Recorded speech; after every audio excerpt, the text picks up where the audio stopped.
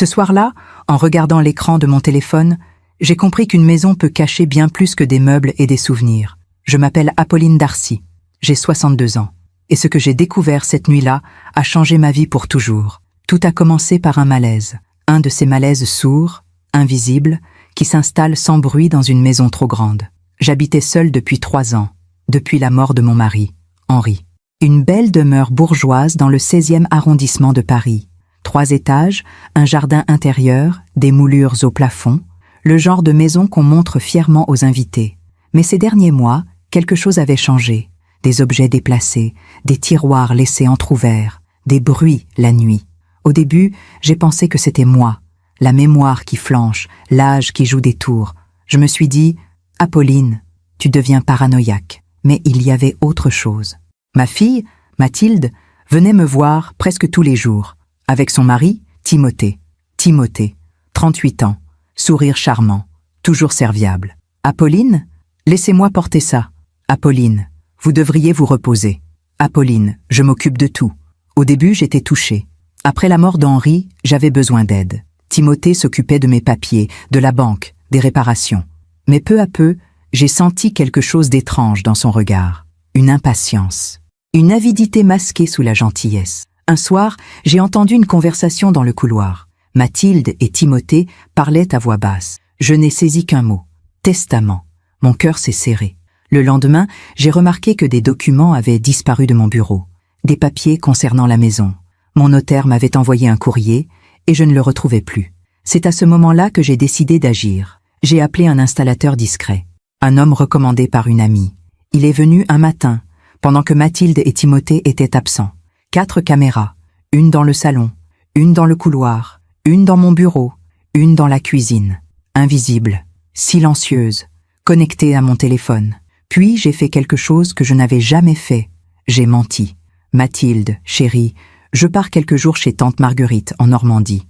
J'ai besoin de repos. Elle a eu l'air surprise, mais elle a souri. C'est une excellente idée, maman. Tu devrais te reposer. Timothée et moi, on s'occupera de tout ici. Ce sourire m'a glacé le sang. Le soir même, je suis partie. Mais je ne suis pas allée en Normandie. Je me suis installée dans un petit hôtel à 2 rues de chez moi. Chambre 17, vue sur une cour intérieure. J'ai ouvert l'application sur mon téléphone. 4 écrans. Ma maison, vide. J'ai attendu. Le premier jour, rien. Le deuxième jour, Mathilde est passée rapidement. Elle a regardé autour d'elle, comme si elle vérifiait que j'étais bien partie. Le troisième jour, Timothée est entré seul. Il a fouillé mon bureau, méthodiquement, calmement. Je voyais tout. Mon cœur battait si fort que j'avais du mal à respirer. Et puis, le 4e soir, mon téléphone a sonné. Un numéro que je ne connaissais pas. J'ai décroché. Une voix de femme, âgée, douce, mais ferme. Madame Darcy? Oui, qui êtes-vous?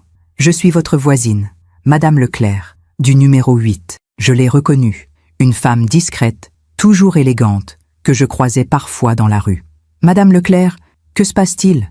Il y a eu un silence. Puis elle a dit, d'une voix grave, « Attendez minuit, vous verrez tout. » Et elle a raccroché. J'ai fixé mon téléphone, les mains tremblantes. Minuit. Pourquoi minuit? J'ai regardé l'heure. 22h30. 1h30. J'ai posé mon téléphone sur la table de nuit. Je me suis assise sur le lit, les yeux rivés sur les 4 petits écrans. Ma maison était silencieuse, vide. Les minutes ont passé comme des heures. 23h, 23h30, 23h50. Mon cœur battait de plus en plus fort. Et puis, à minuit pile, la porte d'entrée s'est ouverte. Timothée. Il n'était pas seul. Mathilde était avec lui. Et un homme que je ne connaissais pas. Costume sombre, mallette à la main. Ils sont entrés dans mon salon. Timothée s'est dirigé vers le mur, vers la grande photo encadrée de moi et Henri, notre portrait de mariage. Il a pointé la photo du doigt, et j'ai lu sur ses lèvres « Elle signera demain, qu'elle le veuille ou non ». J'ai failli lâcher mon téléphone. Mes mains tremblaient tellement que l'écran est devenu flou. Qu'est-ce qu'il voulait en me faire signer? Et surtout, comment comptait-il me forcer? Parfois, on fait confiance à ceux qui ne devraient jamais en recevoir. Et vous, avez-vous déjà été trahi par quelqu'un que vous aimiez? Racontez-moi votre histoire dans les commentaires. J'aimerais vous lire. Cette nuit-là, dans cette chambre d'hôtel anonyme, J'ai regardé l'écran de mon téléphone jusqu'à ce que mes yeux me brûlent. Timothée, Mathilde et cet homme inconnu sont restés dans mon salon pendant près d'1 heure. Ils parlaient, ils riaient même. Et moi, à 2 rues de là, j'étais prisonnière de ma propre vie. Je n'ai pas fermé l'œil cette nuit-là. J'ai regardé les 4 écrans jusqu'à ce qu'ils partent, vers 1 heure du matin. Ils ont emporté des dossiers de mon bureau. Des dossiers que je n'avais jamais autorisé personne à toucher. Quand le silence est revenu dans ma maison, j'ai posé le téléphone. Mes mains tremblaient encore. Je me suis allongée sur le lit étroit de cette chambre d'hôtel, les yeux fixés au plafond. Et j'ai repensé à tout, à comment j'en étais arrivée là. Il faut que je vous parle de ma vie d'avant. De cette vie que je croyais solide, construite sur des fondations de pierre. J'ai épousé Henri Darcy quand j'avais 24 ans. C'était un homme bon, avocat d'affaires, brillant, mais discret. Il ne parlait jamais fort. Il n'avait pas besoin de le faire. Quand Henri entrait dans une pièce, les gens se taisaient pour l'écouter. Nous avons vécu 38 ans ensemble. 38 ans dans cette maison du 16e arrondissement. Une maison qu'Henri avait achetée avec ses premiers honoraires. Il était si fier ce jour-là. Je me souviens de son sourire quand il m'a tendu les clés. « Apolline, cette maison, c'est pour toi, pour nous, pour notre famille. Nous avons eu Mathilde 2 ans plus tard. Mathilde, mon unique enfant, ma fille.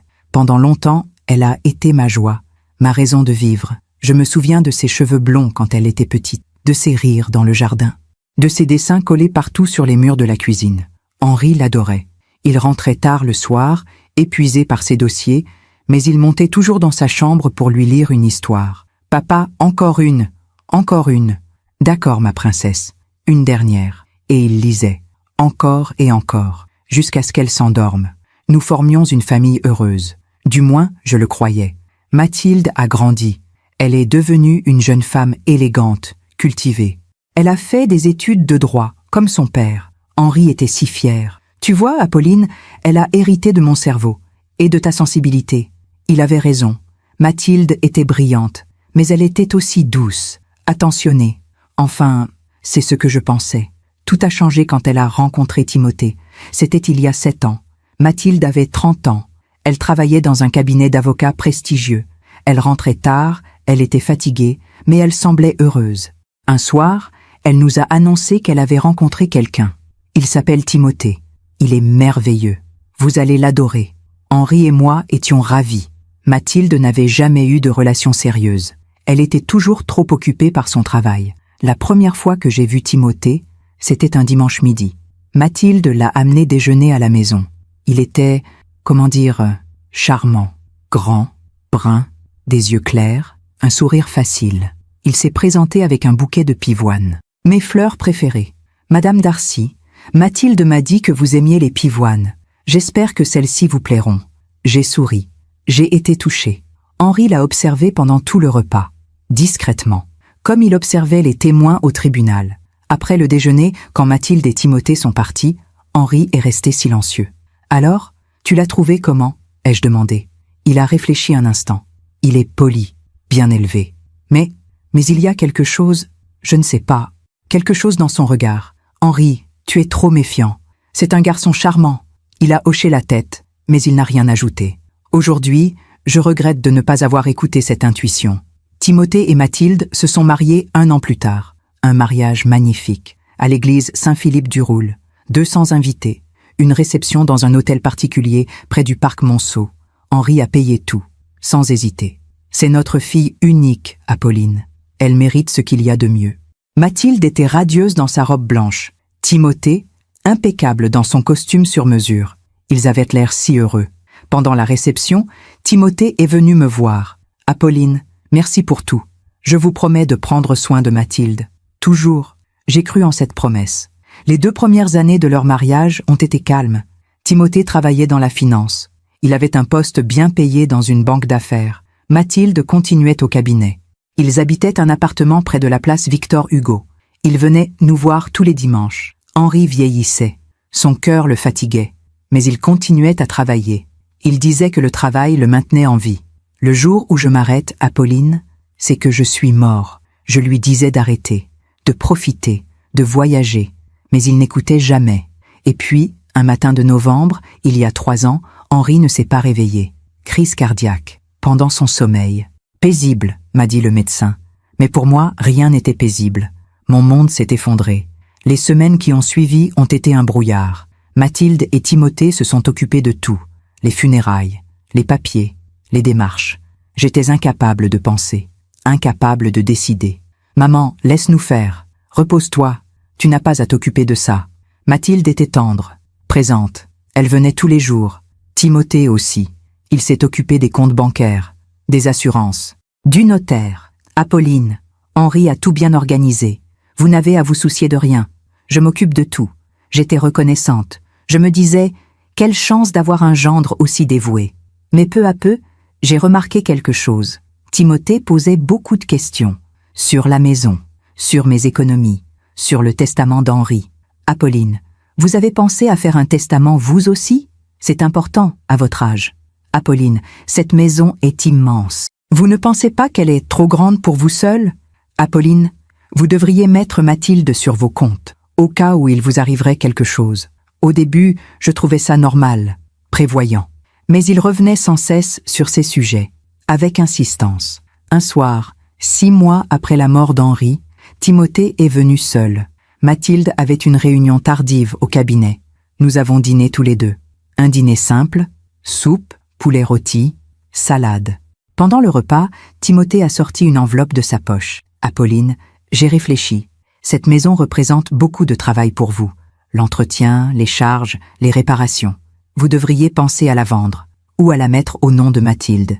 Pour éviter les complications fiscales plus tard, j'ai reposé ma fourchette. Timothée, cette maison, c'est ma vie. Henri et moi l'avons construite ensemble. Je ne veux pas la vendre. Il a souri. Mais ce sourire ne montait pas jusqu'à ses yeux. Bien sûr, Apolline, je comprends. C'est juste une suggestion. Pour vous protéger. Il a remis l'enveloppe dans sa poche. Ce soir-là, après son départ, j'ai eu un malaise. Une sensation étrange. Comme si quelque chose de froid s'était glissé sous ma peau. Les mois ont passé. Timothée continuait à venir, à poser des questions, à insister. Mathilde aussi avait changé. Elle était distante, préoccupée.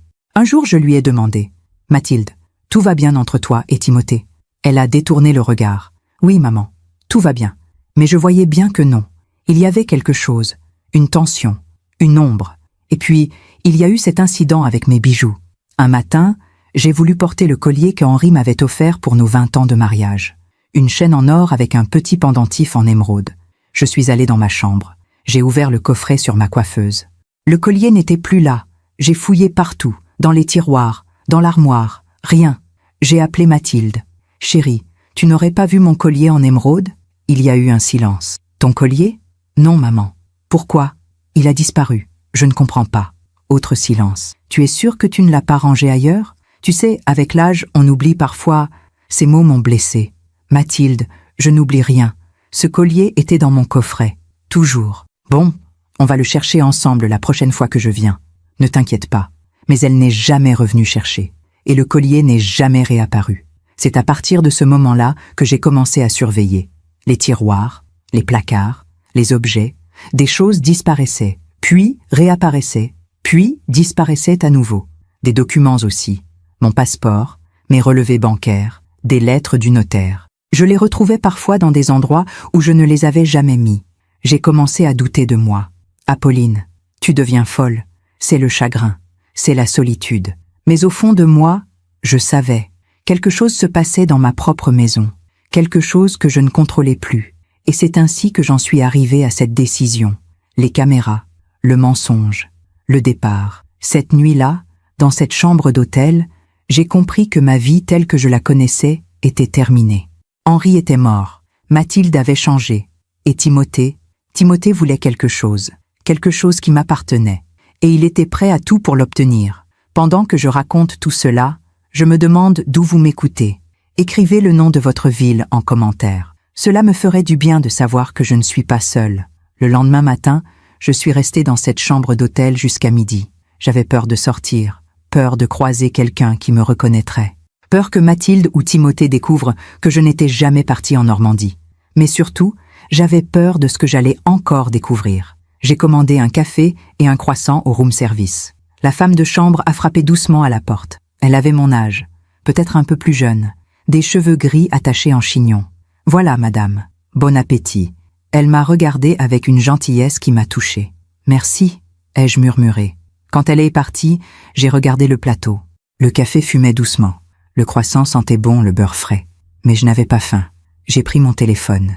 Les 4 écrans étaient allumés. Ma maison était silencieuse, vide. Le soleil entrait par les grandes fenêtres du salon. Tout paraissait normal, paisible. Mais je savais que rien n'était normal. J'ai décidé de rester encore quelques jours, de continuer à observer. Je voulais comprendre, savoir ce qu'il préparait vraiment. Ce document que Timothée voulait me faire signer. Cette phrase qu'il avait dite devant la photo d'Henri et moi, elle signera demain, qu'elle le veuille ou non.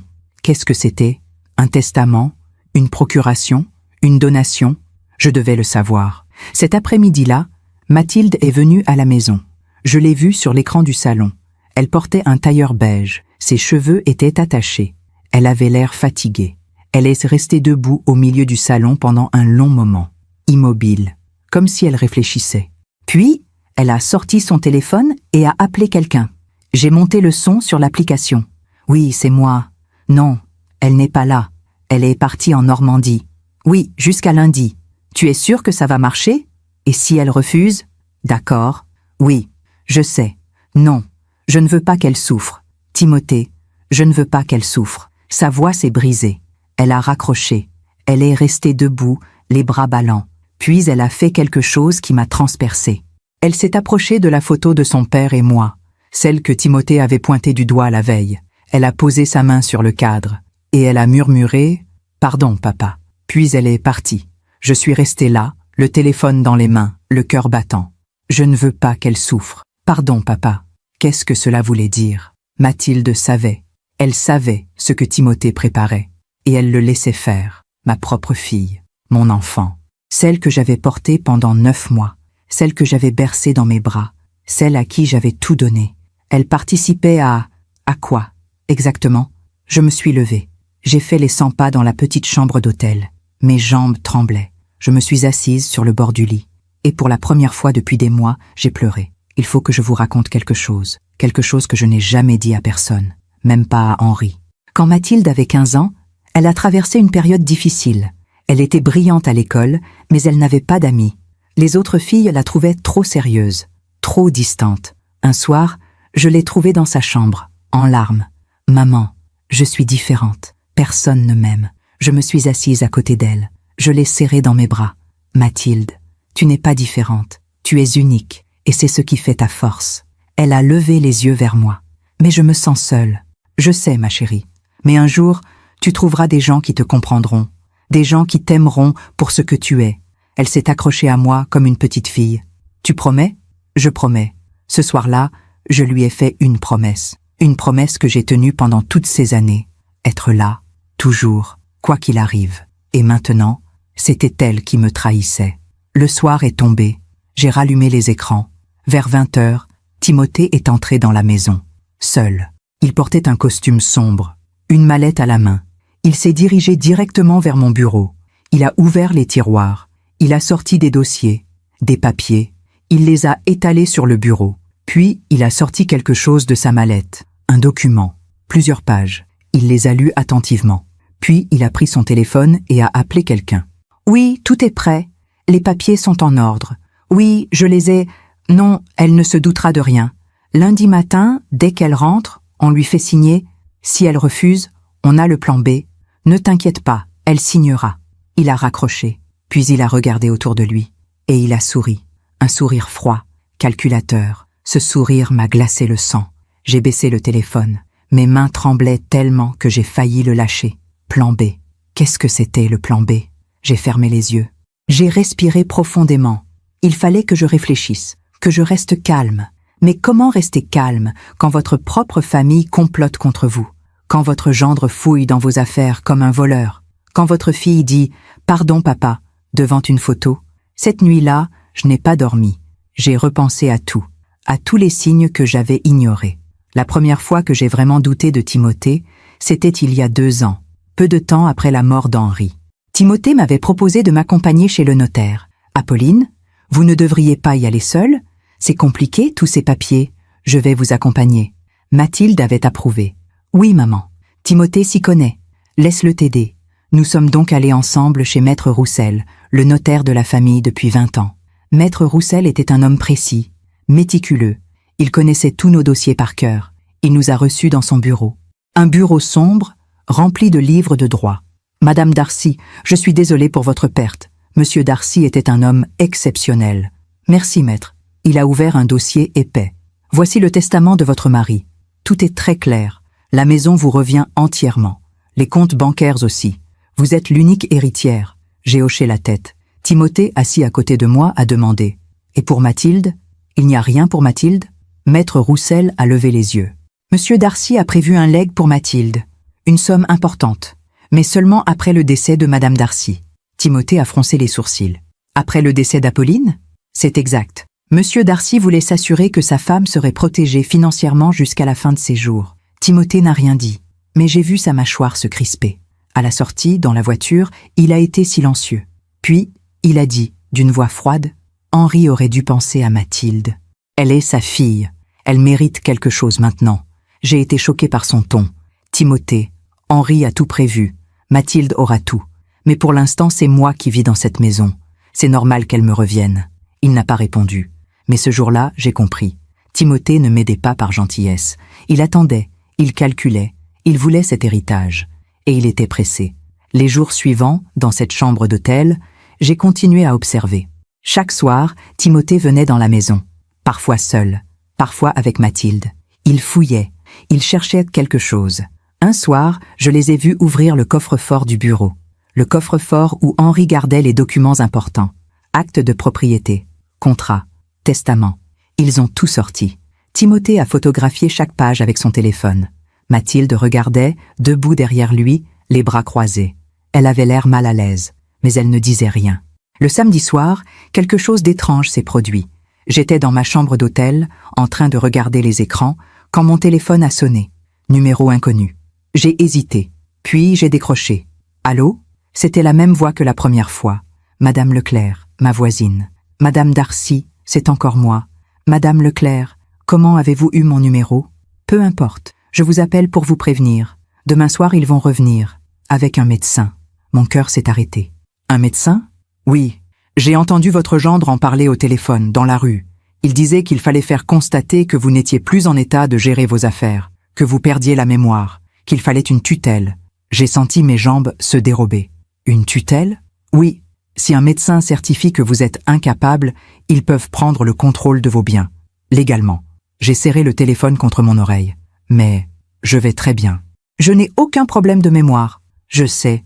Mais eux vont dire le contraire. Ils vont mentir. Et si vous signez ce document sous pression, ou si un médecin complice certifie votre incapacité, vous perdrez tout. J'ai fermé les yeux. Pourquoi vous m'aidez? Il y a eu un silence. Puis elle a dit, d'une voix douce, « Parce que j'ai vu ce qui se passe dans votre maison. J'ai vu votre gendre entrer et sortir. J'ai vu votre fille pleurer sur votre perron. Et je me suis dit, cette femme a besoin d'aide. Merci, ai-je murmuré. Merci infiniment. Faites attention, Madame Darcy. Ne rentrez pas lundi, pas avant d'avoir un plan. » Et elle a raccroché. Je suis restée assise sur le lit, le téléphone dans les mains, pendant une éternité. Une tutelle. Il voulait me mettre sous tutelle, me déclarer incapable, prendre le contrôle de ma maison, de mon argent, de ma vie. Et Mathilde laissait faire, ma propre fille. Cette nuit-là, j'ai repensé à tout ce que Timothée avait dit ces derniers mois. « Apolline, vous oubliez beaucoup de choses. Apolline, vous devriez consulter un médecin. Apolline, à votre âge, il faut être prudent. » Il préparait le terrain. Il plantait des doutes dans l'esprit de Mathilde, dans l'esprit des autres, pour que, le jour venu, personne ne me croie, pour que tout le monde pense « Pauvre Apolline, elle vieillit, elle ne sait plus ce qu'elle fait. » Le dimanche matin, je me suis regardée dans le miroir de la salle de bain. J'avais les traits tirés, des cernes sous les yeux, les cheveux en désordre. Mais mon regard était clair. Je n'étais pas folle, je n'étais pas sénile. J'étais Apolline Darcy. J'avais 62 ans. J'avais vécu une vie entière. J'avais élevé une fille. J'avais perdu un mari. Et je n'allais pas laisser un homme cupide et manipulateur me voler ce qui m'appartenait. J'ai pris mon téléphone. J'ai ouvert l'application des caméras. Ma maison était silencieuse. Mais je savais que demain, lundi, tout allait se jouer. Timothée allait venir avec ce médecin. Il allait essayer de me faire signer ce document. Ou pire, il allait me faire déclarer incapable. Je devais agir. Mais comment? J'étais seule, sans preuve tangible, sans témoin. Tout ce que j'avais, c'était ces vidéos, ces images floues de mon gendre fouillant dans mes affaires. Était-ce suffisant? J'ai passé la journée à réfléchir, à peser chaque option. Appeler la police? Mais pour dire quoi? Que mon gendre fouillait dans mes tiroirs? Ce n'était pas un crime. Appeler un avocat? Peut-être, mais il me fallait des preuves solides. Confronter Mathilde? Lui dire que je savais tout? Non, pas encore. Il me fallait un plan parfait. Le soir, j'ai rappelé Madame Leclerc. Madame Leclerc, c'est Apolline Darcy. Je voulais vous remercier encore. Ne me remerciez pas. Dites-moi plutôt ce que vous allez faire. Je ne sais pas encore, mais je ne rentrerai pas lundi. Je vais rester cachée quelques jours de plus, pour les observer. Bonne idée. Et ensuite, je verrai. Mais je vous promets une chose, je ne les laisserai pas gagner. Elle a ri doucement. Vous avez l'air d'une femme forte, Madame Darcy. Vous allez vous en sortir. J'espère vraiment.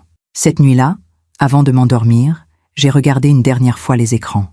Ma maison était plongée dans l'obscurité. Tout était calme, mais je savais que c'était le calme avant la tempête. Demain, Timothée allait découvrir que je n'étais pas rentrée de Normandie. Demain, il allait comprendre que quelque chose clochait. Et moi, de ma cachette, j'allais voir sa vraie nature, celle qu'il avait si bien cachée pendant toutes ces années. Je me demande encore si j'ai fait le bon choix en restant cachée. Et vous? Qu'auriez-vous fait à ma place? Auriez-vous confronté votre famille immédiatement? Ou auriez-vous attendu, comme moi, pour mieux comprendre? Le lundi matin, je me suis réveillée avec une boule dans la gorge. C'était le jour où j'étais censée rentrer de Normandie. Le jour où Timothée m'attendait pour me faire signer ce document. Mais j'étais toujours dans cette chambre d'hôtel, à 2 rues de chez moi. Et j'allais enfin voir jusqu'où ils étaient de prêts à aller. J'ai commandé un thé. Mes mains tremblaient trop pour tenir une tasse de café. Il était 7 heures du matin. J'ai allumé mon téléphone. Les 4 écrans de ma maison étaient calmes, silencieux. La lumière du matin entrait par les fenêtres du salon. Tout semblait paisible. Mais je savais que ce calme n'allait pas durer. À 9 heures, mon téléphone a sonné. Mathilde. J'ai regardé l'écran. Mon cœur battait si fort que j'entendais le sang dans mes oreilles. J'ai décroché. « Allô? Maman? C'est moi. Tu es bien rentrée ?» Sa voix était douce. Presque trop douce. « Non, chérie. Tante Marguerite m'a demandé de rester quelques jours de plus. Elle ne va pas très bien. » J'ai menti. Facilement. Trop facilement. Il y a eu un silence. « Ah, d'accord. Quand est-ce que tu rentres, alors? » « Je ne sais pas encore. Peut-être jeudi ou vendredi. Je te tiendrai au courant. » Autre silence. « Bon, repose-toi bien, maman. On t'embrasse. » Elle a raccroché. Je suis restée là, le téléphone dans la main, le cœur battant. Elle avait paru déçue, inquiète ou soulagée. 10 minutes plus tard, j'ai vu Mathilde arriver sur l'écran du salon. Elle est entrée dans la maison. Timothée était avec elle. Il n'était pas seul. Un homme les accompagnait. La cinquantaine, costume gris, mallette noire, le médecin. Mon sang s'est glacé. Ils se sont installés dans le salon. Timothée a posé sa mallette sur la table basse. Il a sorti des documents. Le médecin s'est assis dans le fauteuil. Mon fauteuil, celui où je lisais le soir. Mathilde est restée debout près de la fenêtre. Elle regardait dehors. Elle avait les bras croisés. Timothée a parlé le premier. « Bon, elle ne rentre que jeudi. On a le temps. » Le médecin a hoché la tête. « Parfait. Ça me laisse le temps de préparer le certificat médical. Vous êtes sûr qu'elle présentera des signes ?» Timothée a souri. « Docteur Moreau, ne vous inquiétez pas. Apolline est fragile. Depuis la mort de son mari, elle oublie beaucoup de choses. Elle se perd dans ses propres pensées. Elle confond les dates. Parfois, elle ne sait même plus quel jour on est. J'ai serré le téléphone tellement fort que mes jointures sont devenues blanches. C'était faux. Tout était faux. Le médecin a pris des notes. Troubles de la mémoire, confusion temporelle, perte de repères. Oui, ça peut suffire pour une demande de tutelle. Surtout à son âge. Mathilde s'est retournée brusquement. « Timothée, tu es sûr que c'est nécessaire? Elle va très bien. » Elle. Timothée l'a coupée d'un ton sec. « Mathilde, on en a déjà parlé. Ta mère ne peut plus gérer cette maison toute seule. C'est trop pour elle. La tutelle, c'est pour la protéger. » Mathilde a baissé les yeux. « Je sais, mais... » « Mais quoi? Tu veux qu'elle fasse une bêtise? Qu'elle vende la maison à n'importe qui? Qu'elle dilapide tout l'héritage que ton père a mis des années à construire? » Le ton de Timothée était dur, presque méprisant. Mathilde n'a rien répondu. Elle s'est tournée à nouveau vers la fenêtre. J'ai baissé le volume. Je ne pouvais plus écouter. Des larmes coulaient sur mes joues. Mathilde, ma fille, elle savait. Elle savait que tout cela était un mensonge. Mais elle laissait faire. Pourquoi? Par peur de Timothée? Par cupidité? Par faiblesse? Je me suis levée. J'ai fait les 100 pas dans la chambre. Je voulais hurler. Je voulais appeler Mathilde, lui dire « Réveille-toi, c'est ta mère. Comment peux-tu me faire ça ?» Mais je ne pouvais pas. Pas encore. Il fallait que je reste cachée, que je continue à observer, parce que je savais que le pire était à venir. Dans l'après-midi, Timothée est revenu seul. Il a fouillé à nouveau dans mon bureau. Il a ouvert tous les tiroirs, tous les placards. Il cherchait quelque chose. Et puis, je l'ai vu prendre mon carnet d'adresses. Un petit carnet en cuir rouge. Celui où j'avais noté tous les numéros importants. Famille, amis, médecin, notaire. Il l'a feuilleté. Il a pris son téléphone. Il a photographié plusieurs pages. Puis, il a appelé quelqu'un. Oui, c'est moi. J'ai les contacts. Le notaire s'appelle Roussel. Maître Pierre Roussel. Oui, il faut le prévenir. Lui dire qu'Apolline souhaite revoir son testament? Non, on ne lui laissera pas le choix. Fais-moi confiance. Il a raccroché. Puis il a remis le carnet dans le tiroir. Il a souri. Ce sourire froid que je commençais à trop bien connaître. Ce soir-là, j'ai eu envie de tout abandonner. De rentrer chez moi, de les confronter, de hurler. Mais je savais que ce serait inutile. Timothée avait tout prévu. Il avait un médecin complice. Il avait des documents. Il avait même contacté mon notaire. Si je rentrais maintenant, sans preuve, sans plan, je perdrais tout. J'ai repensé à toutes ces années, à toutes les fois où j'avais accepté, où j'avais cédé, où je m'étais tue, quand Timothée avait insisté pour gérer mes comptes après la mort d'Henri. Apolline, laissez-moi m'en occuper. Vous avez assez de soucis comme ça. Et j'avais dit oui, quand il avait proposé de changer les serrures de la maison. Apolline, ces vieilles serrures ne sont plus sûres. Je vais en installer des nouvelles. Et j'avais dit oui, quand il avait suggéré de mettre Mathilde sur mon compte bancaire. Apolline, au cas où il vous arriverait quelque chose, c'est juste une précaution. Et j'avais dit oui. Chaque fois j'avais dit oui. Parce que je voulais la paix. Parce que je ne voulais pas de conflit. Parce que je pensais qu'un gendre dévoué, c'était une chance. Mais en réalité, chaque oui avait été une porte ouverte. Une porte par laquelle Timothée s'était glissé. Doucement, patiemment. Jusqu'à ce qu'il soit partout dans ma vie. Le mardi matin, quelque chose d'étrange s'est produit. J'ai vu Mathilde arriver seule à la maison. Elle est entrée lentement, comme si elle hésitait. Elle s'est dirigée vers le salon. Elle s'est assise sur le canapé et elle a pleuré. J'ai monté le volume. Je l'entendais sangloter. Des sanglots profonds, douloureux. Elle a sorti son téléphone. Elle a composé un numéro. Allô? Maman? Mon cœur s'est arrêté. Elle m'appelait. Maintenant. Pendant que je la regardais sur l'écran, mon téléphone a sonné. J'ai hésité. Puis, j'ai décroché. Oui, chérie? Maman? Tu vas bien? Sa voix était brisée. Oui, Mathilde. Je vais bien. Pourquoi?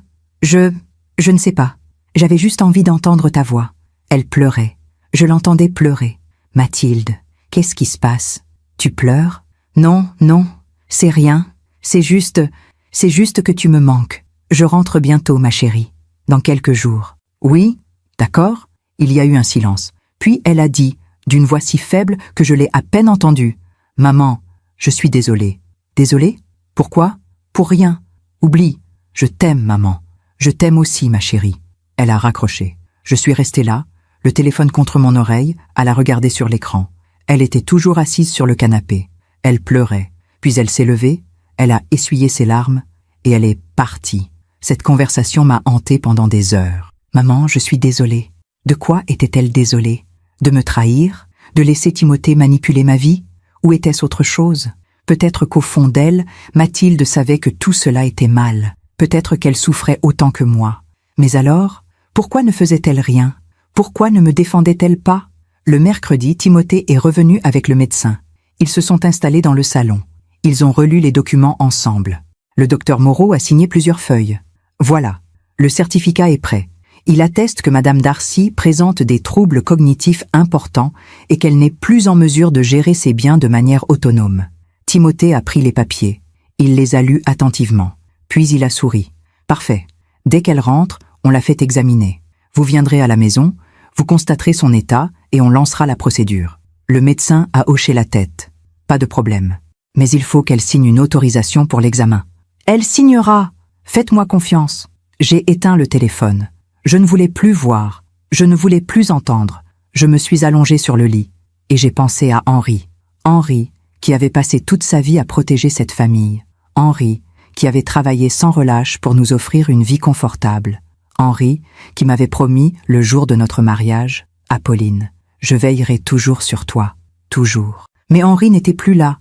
Et moi, j'étais seule. Seule face à un homme qui voulait tout me prendre. Seule face à une fille qui n'avait plus le courage de me défendre. Ce soir-là, Madame Leclerc m'a rappelé. « Madame Darcy, vous allez bien ? Je ne sais pas. Vous avez vu ce qui s'est passé aujourd'hui ? Oui, le médecin, le certificat. Alors vous savez, ils vont essayer de vous faire déclarer incapable dès votre retour. Oui, qu'allez-vous faire ? J'ai fermé les yeux. Je ne sais pas encore, mais je ne peux pas rentrer maintenant, pas tant que je n'ai pas trouvé une solution. Vous avez raison, ne rentrez pas, attendez le bon moment. Mais quel moment ? Quand saurais-je que c'est le bon moment ? Il y a eu un silence, puis elle a dit, « Vous le saurez, quand viendra le moment de la vérité, vous le saurez. » Le jeudi matin, j'ai appelé Mathilde. « Chérie, je vais rester encore quelques jours chez tante Marguerite. Elle a vraiment besoin de moi. »« D'accord, maman.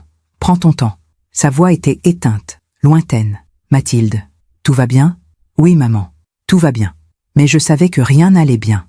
Ce jour-là, j'ai pris une décision. Je n'allais pas rentrer les mains vides, je n'allais pas me laisser faire. Pendant toutes ces années, j'avais été douce, conciliante, soumise. J'avais dit oui, toujours oui. Parce que c'est ce qu'on m'avait appris, parce que c'est ce qu'une femme de ma génération faisait. On ne criait pas, on ne se battait pas, on gardait la paix, même au prix de sa propre dignité. Mais aujourd'hui, assise dans cette chambre d'hôtel, à regarder un homme fouiller dans mes tiroirs, comme si tout lui appartenait déjà, aujourd'hui, j'ai compris quelque chose. La paix n'a aucune valeur si elle repose sur le mensonge. La famille n'a aucun sens si elle est bâtie sur la trahison. Et le silence n'est pas une vertu quand il protège les coupables. J'ai ouvert mon ordinateur portable, celui que j'avais emporté avec moi. J'ai commencé à chercher des avocats spécialisés dans les affaires familiales, des associations de protection des personnes âgées, des articles sur les abus de tutelle. J'ai lu pendant des heures, j'ai pris des notes, j'ai appris. Et peu à peu, un plan a commencé à se former dans mon esprit. Un plan silencieux, patient, parce que je savais maintenant que je ne pouvais pas me battre de front. Timothée était trop malin, trop préparé. Si je l'affrontais directement, je perdrais. Mais si je jouais son jeu, si je faisais semblant de ne rien savoir, si je les laissais croire qu'ils avaient gagné, alors peut-être que je pourrais retourner la situation. Le vendredi soir, j'ai reçu un message de Mathilde. « Maman, quand est-ce que tu rentres ? Tu nous manques. » J'ai regardé ce message pendant longtemps. « Tu nous manques. » Qui était ce « nous » ? Elle et Timothée ? Ou elle et moi ? Est-ce que je manquais vraiment à ma fille ? Ou est-ce que je manquais seulement comme une signature sur un document ? J'ai répondu « Je rentre lundi, ma chérie. Prépare-moi un bon dîner. J'ai hâte de te revoir. » Puis j'ai posé le téléphone. Lundi. Dans 3 jours, j'allais rentrer chez moi. Et cette fois, ce ne serait pas la même Apolline qui franchirait cette porte. Ce ne serait plus la femme docile qui disait oui à tout. Ce serait une femme qui avait vu, une femme qui savait, une femme prête à se battre, même si cela signifiait perdre tout ce qu'elle avait cru protéger. Pendant que je raconte tout cela, je me demande d'où vous m'écoutez.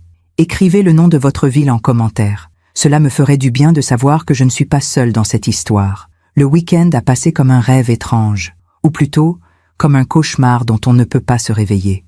J'étais coincée dans cette chambre d'hôtel, à quelques rues de ma propre maison, et pourtant j'avais l'impression d'être à des milliers de kilomètres de ma vie. Le samedi matin, je me suis réveillée avec une certitude. Lundi, j'allais rentrer, mais pas comme une victime, comme une femme qui sait.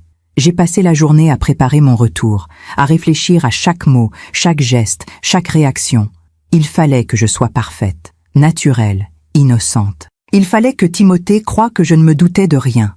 Dans l'après-midi, j'ai reçu un appel inattendu. Maître Roussel, mon notaire. Madame Darcy, c'est Pierre Roussel. J'espère que je ne vous dérange pas. Maître Roussel, non, pas du tout. Que se passe-t-il ?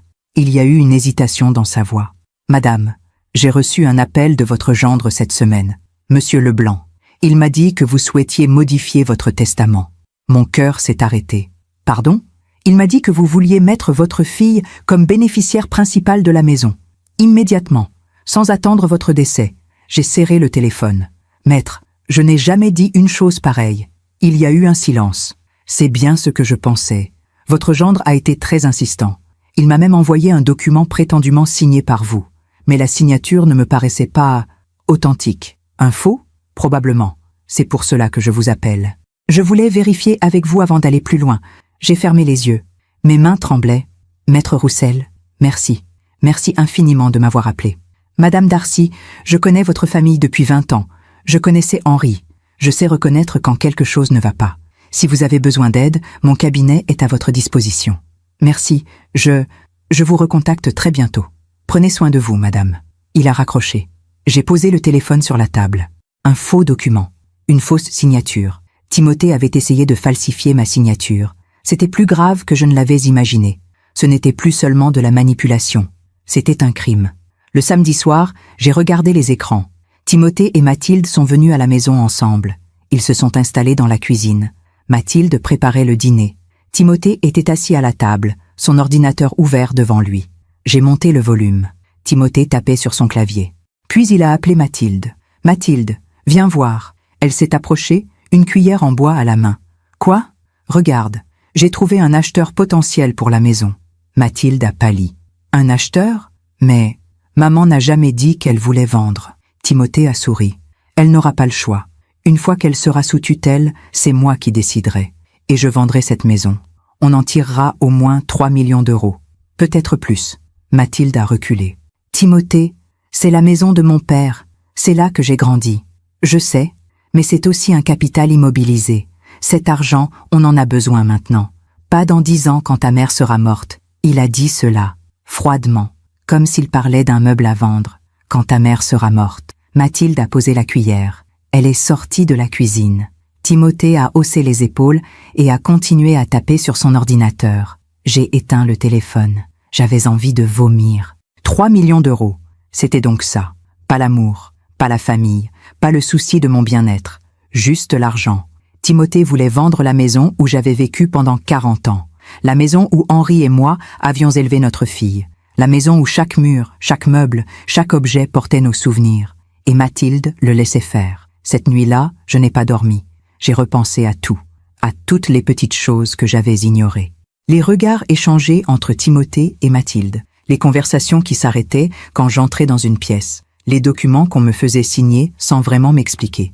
C'est juste une formalité, Apolline. Signer ici. Et je signais, sans lire, sans poser de questions, parce que j'avais confiance, parce que c'était ma famille.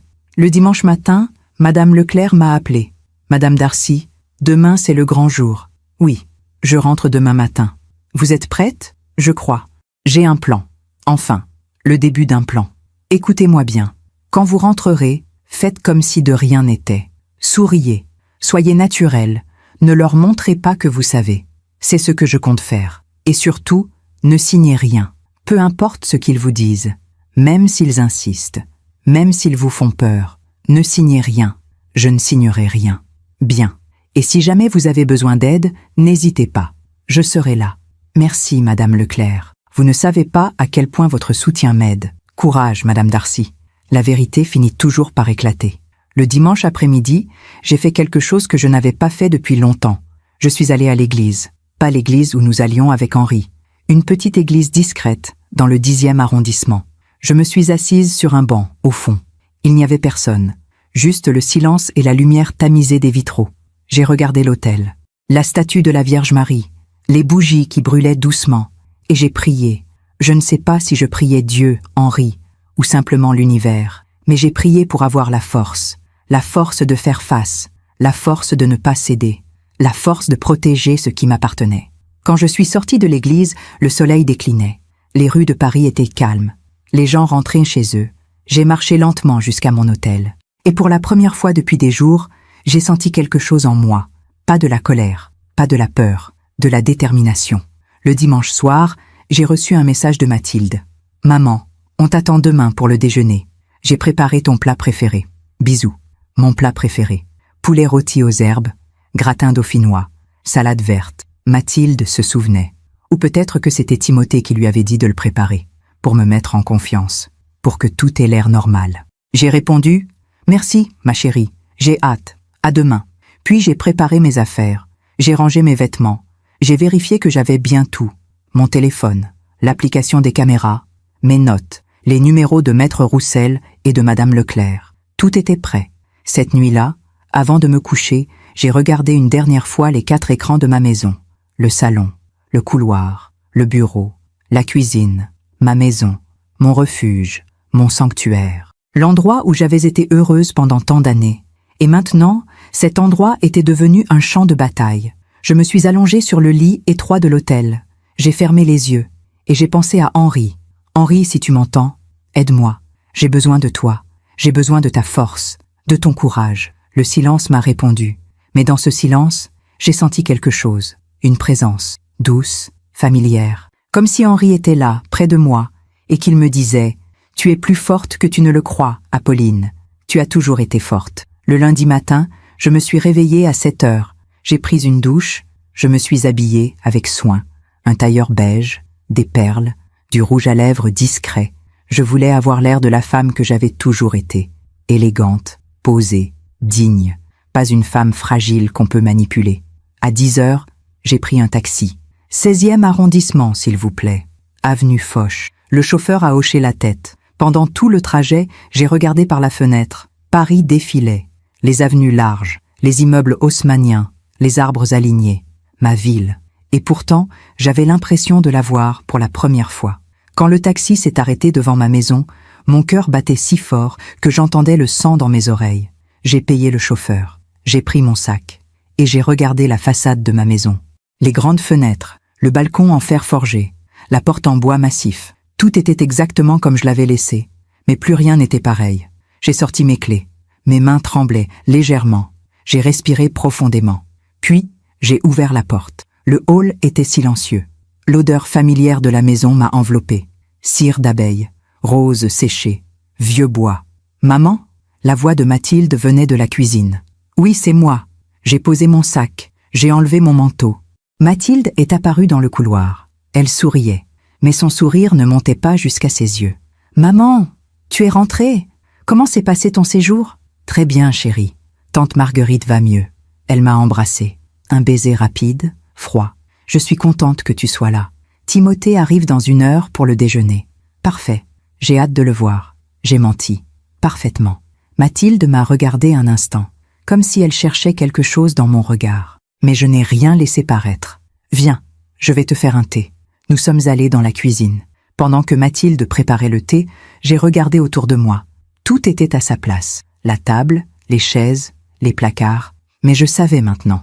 Je savais que derrière cette normalité apparente se cachait quelque chose de pourri. « Maman, tu vas bien ? Tu as l'air fatiguée. »« Oui, ma chérie. Le voyage m'a épuisée, c'est tout. » Elle a posé la tasse devant moi. « Repose-toi.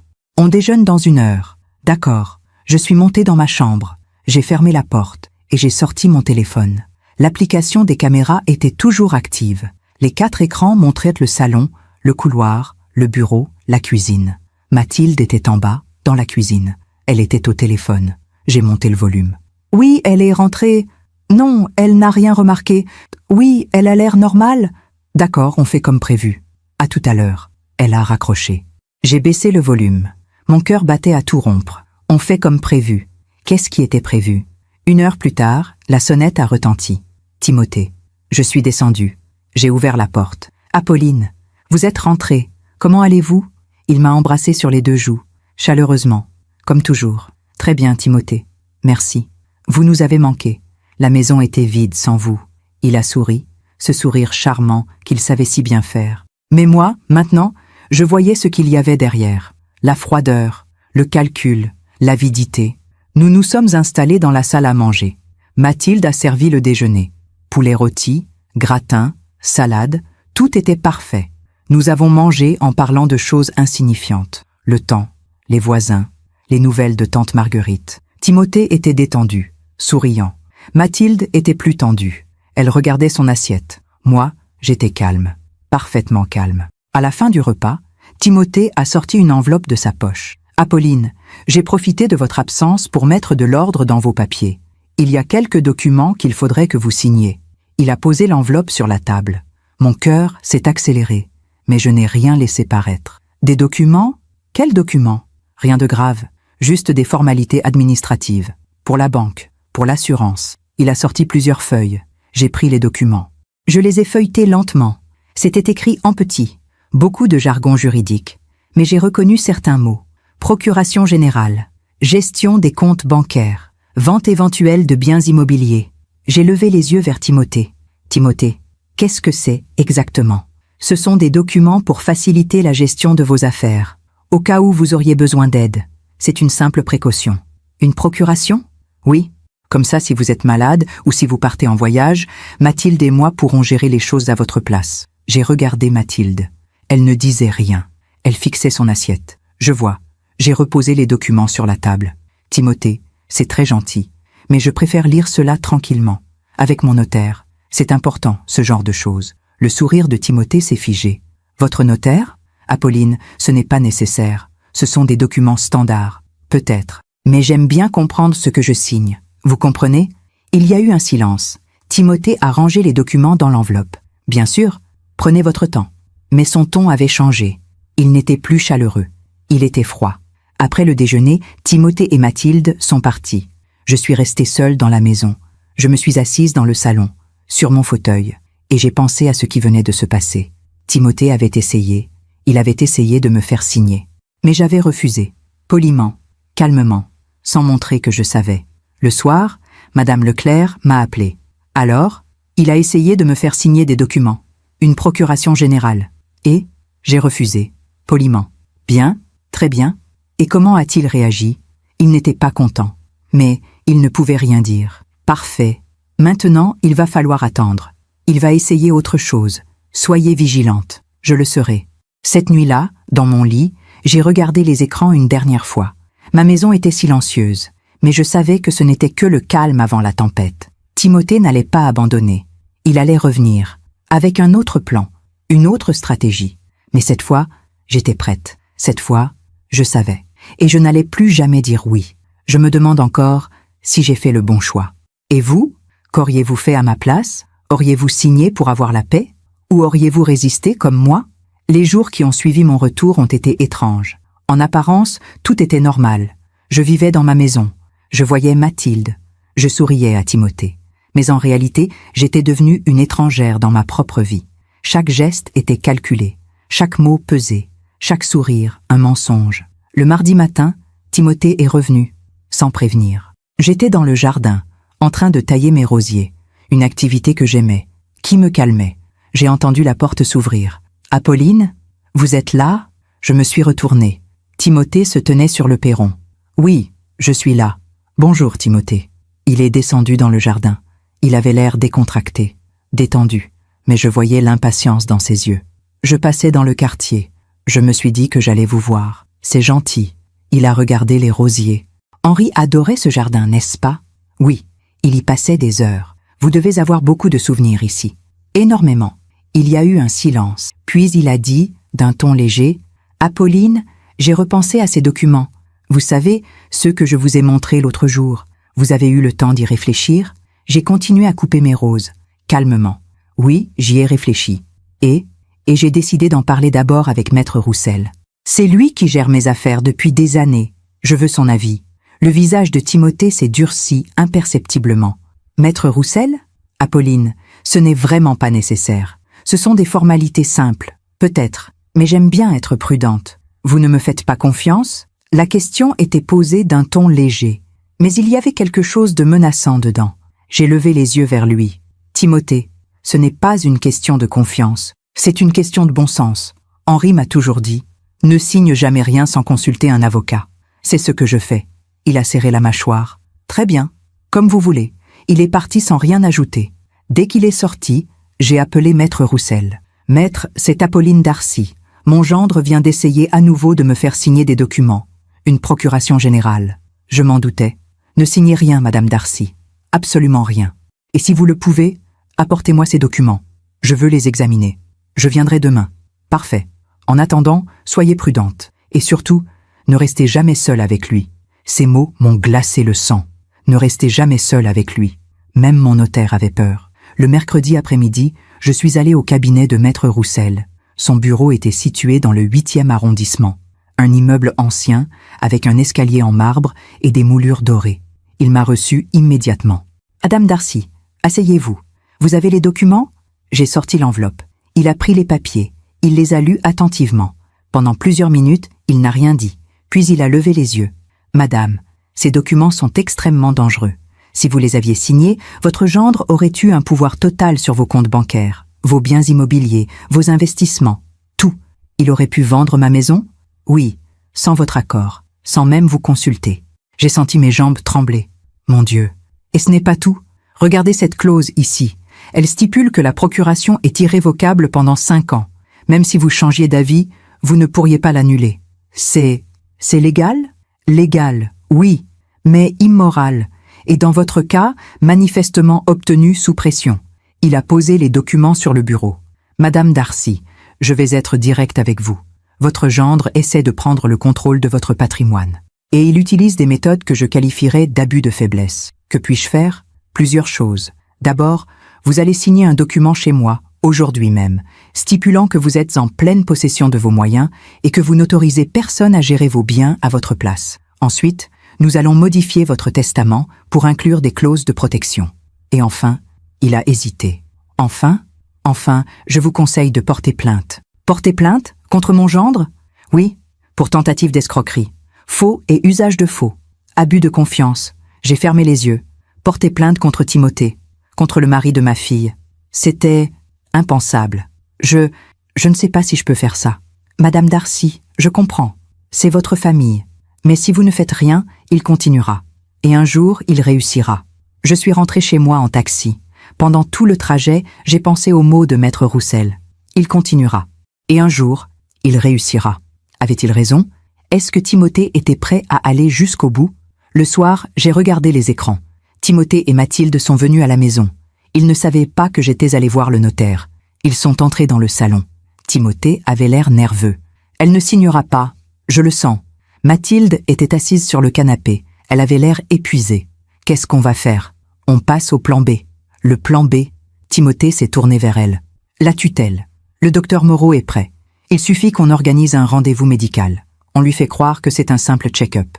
Le médecin constate son état. Et on lance la procédure. Mathilde a secoué la tête. Timothée, elle va bien. Elle n'a aucun problème de santé mentale. Aucun médecin honnête ne signera un certificat comme ça. Le docteur Moreau n'est pas un médecin honnête. C'est pour ça qu'on le paie. Mathilde s'est levée. Je ne suis pas sûre de vouloir continuer comme ça. Timothée s'est approché d'elle. Il a pris son visage entre ses mains. Mathilde, écoute-moi. On a des dettes énormes. Si on ne récupère pas cet argent maintenant, on va tout perdre. L'appartement, tout. Des dettes? Quelles dettes? J'ai fait quelques mauvais investissements. À la banque, j'ai perdu beaucoup d'argent. Notre argent. Mathilde a reculé. Combien? 800 000 €.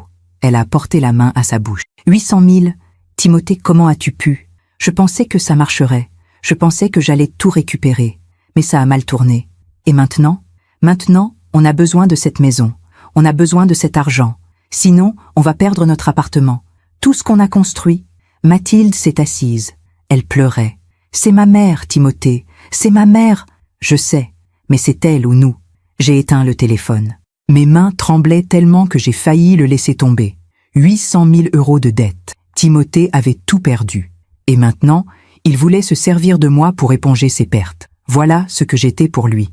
Un distributeur automatique. Cette nuit-là, je n'ai pas dormi. J'ai repensé à tout ce que j'avais entendu. C'est elle ou nous. Comment un homme pouvait-il dire une chose pareille? Comment pouvait-il être si froid, si calculateur?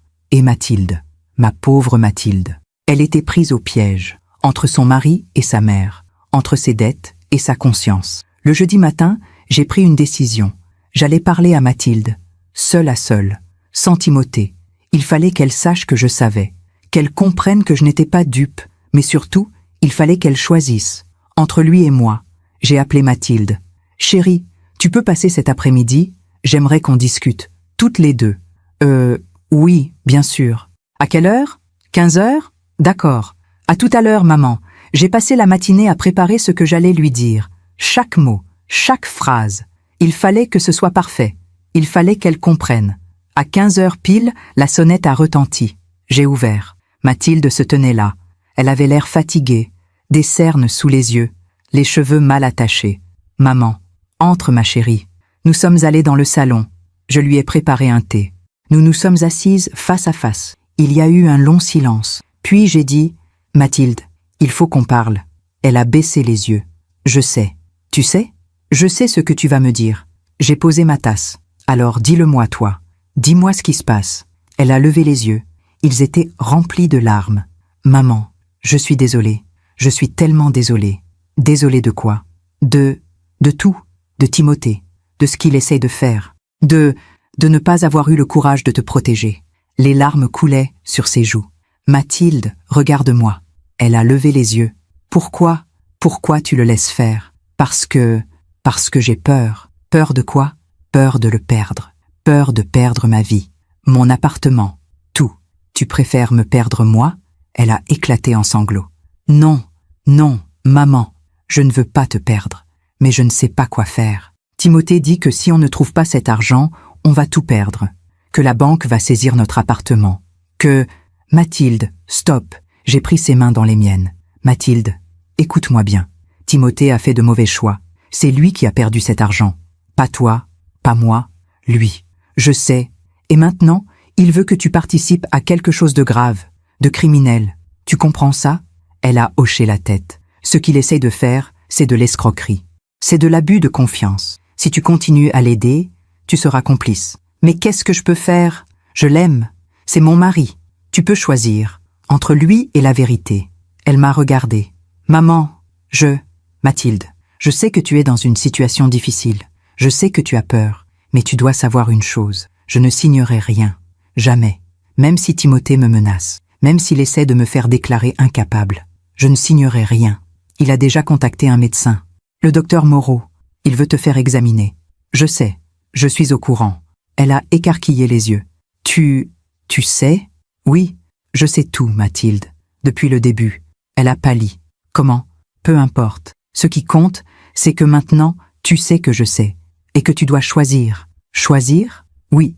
Soit tu continues à aider Timothée. Et dans ce cas, tu perds ta mère. Définitivement. Soit tu arrêtes. Tu lui dis que c'est fini. Que tu refuses de participer à cette mascarade.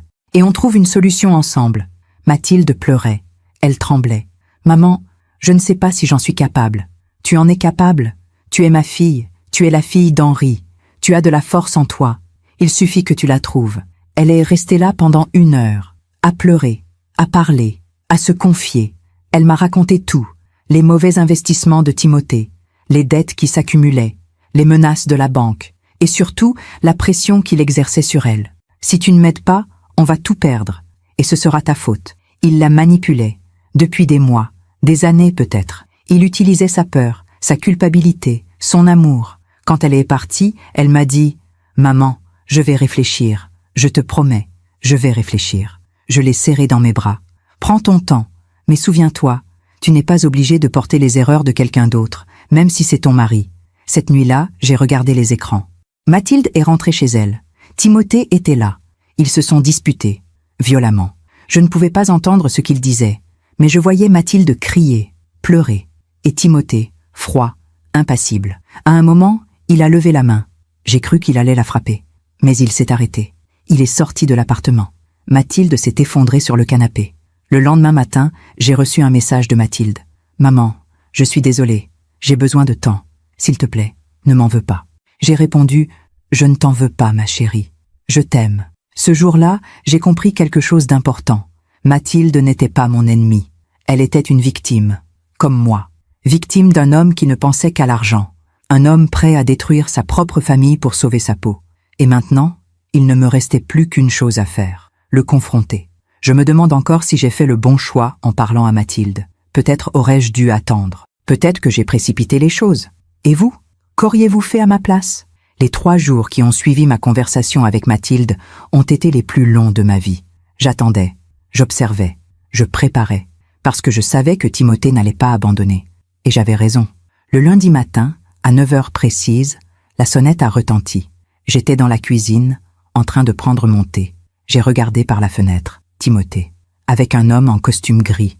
Le docteur Moreau. Mon cœur s'est serré, mais j'étais prête. J'ai ouvert la porte. « Apolline, bonjour. J'espère qu'on ne vous dérange pas. Timothée avait son sourire le plus charmant, celui qu'il réservait aux grandes occasions.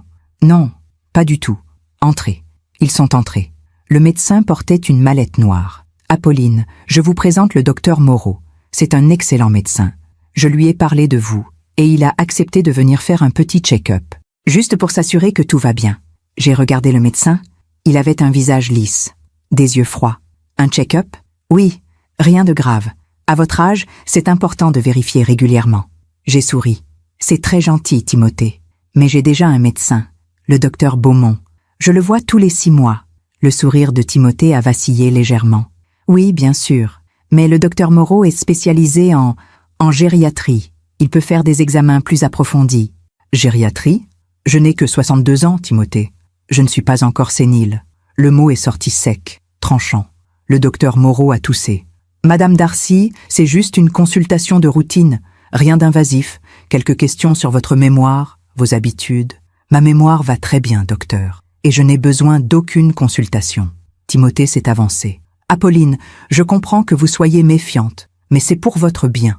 Mathilde et moi, on s'inquiète pour vous. Vous vivez seule dans cette grande maison. Vous oubliez des choses parfois. Je l'ai coupé. J'oublie des choses? Vraiment? Comme quoi, par exemple? Il a hésité. Eh bien, l'autre jour, vous avez oublié où vous aviez mis vos clés. C'était il y a 6 mois, Timothée, et je les avais laissées dans mon manteau. Ce n'est pas un signe de démence. Apolline, ne le prenez pas comme ça. On veut juste... Vous voulez quoi, exactement? Me faire déclarer incapable? Prendre le contrôle de mes biens? Vendre ma maison? Le silence est tombé comme une pierre. Le docteur Moreau a regardé Timothée. Timothée m'a regardé, et dans ses yeux, j'ai vu quelque chose que je n'avais jamais vu avant. De la colère, pure, froide. Qui vous a dit ça? Sa voix était basse, menaçante. Personne ne m'a rien dit. Je ne suis pas stupide, Timothée. J'ai vu les documents que vous vouliez me faire signer. J'ai entendu vos conversations. Vous avez entendu... Comment? J'ai souri. Peu importe. Ce qui compte, c'est que je sais. Je sais tout. Les dettes, les 800 000 €, le faux certificat médical, la procuration, la vente de la maison. Tout.